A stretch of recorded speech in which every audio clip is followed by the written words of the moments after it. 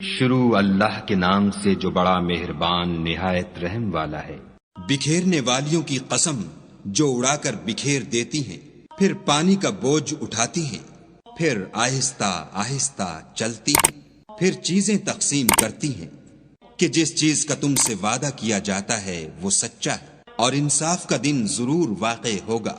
اور آسمان کی قسم جس میں رستے ہیں کہ اے اہل مکہ، تم ایک متناقض بات میں پڑے ہوئے ہو، اس سے وہی پھرتا ہے جو خدا کی طرف سے پھیرا جائے۔ اٹکل دوڑانے والے ہلاک ہوں جو بے خبری میں بھولے ہوئے ہیں، پوچھتے ہیں کہ جزا کا دن کب ہوگا۔ اس دن ہوگا جب ان کو آگ میں عذاب دیا جائے گا۔ اب اپنی شرارت کا مزہ چکھو، یہ وہی ہے جس کے لیے تم جلدی مچایا کرتے تھے۔ بے شک پرہیزگار بہشتوں اور چشموں میں عیش کر رہے ہوں گے، اور جو نعمتیں ان کا پروردگار انہیں دیتا ہوگا ان کو لے رہے ہوں گے۔ بے شک وہ اس سے پہلے نیکیاں کرتے تھے، رات کے تھوڑے سے حصے میں سوتے تھے اور اوقات سحر میں بخشش مانگا کرتے تھے، اور ان کے مال میں مانگنے والے اور نہ مانگنے والے دونوں کا حق ہوتا ہے۔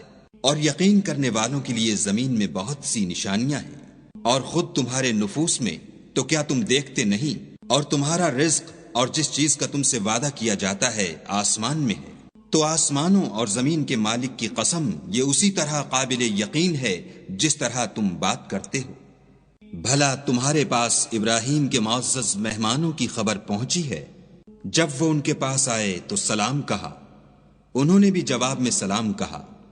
دیکھا تو ایسے لوگ کہ نہ جان نہ پہچان، تو اپنے گھر جا کر ایک بھنا ہوا موٹا بچڑا لائے اور کھانے کے لیے ان کے آگے رکھ دیا۔ کہنے لگے کہ آپ تناول کیوں نہیں کرتے؟ اور دل میں ان سے خوف معلوم کیا۔ انہوں نے کہا کہ خوف نہ کیجیے، اور ان کو ایک دانش مند لڑکے کی بشارت بھی سنائی۔ تو ابراہیم کی بیوی چلاتی آئیں اور اپنا منہ پیٹ کر کہنے لگیں کہ اے ہے، ایک تو بڑھیا اور دوسرے بانجھ۔ انہوں نے کہا، ہاں، تمہارے پروردگار نے یوں ہی فرمایا ہے، وہ بے شک صاحب حکمت اور خبردار ہے۔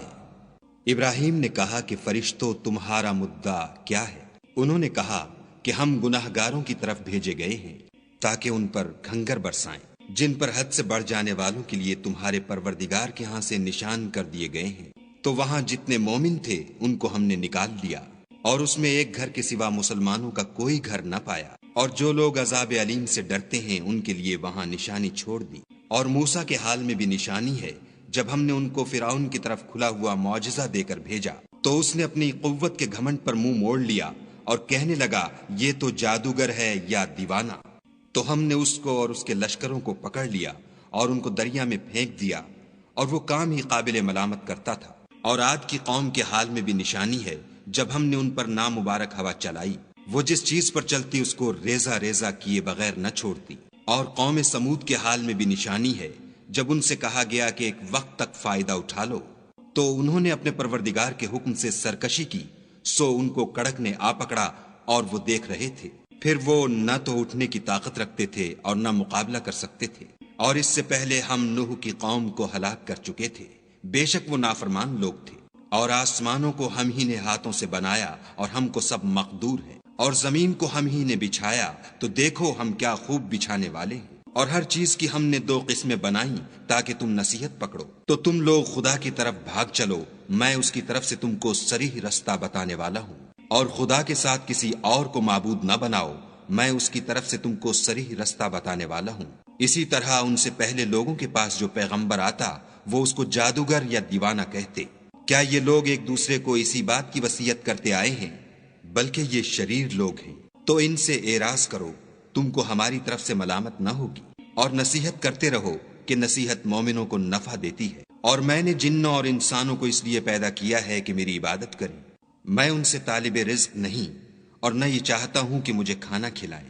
خدا ہی تو رزق دینے والا، زوراور اور مضبوط ہے۔ کچھ شک نہیں کہ ان ظالموں کے لیے بھی عذاب کی نوبت مقرر ہے، جس طرح ان کے ساتھیوں کی نوبت تھی۔ تو ان کو مجھ سے عذاب جلدی نہیں طلب کرنا چاہیے۔ جس دن کا ان کافروں سے وعدہ کیا جاتا ہے اس سے ان کے لیے خرابی ہے۔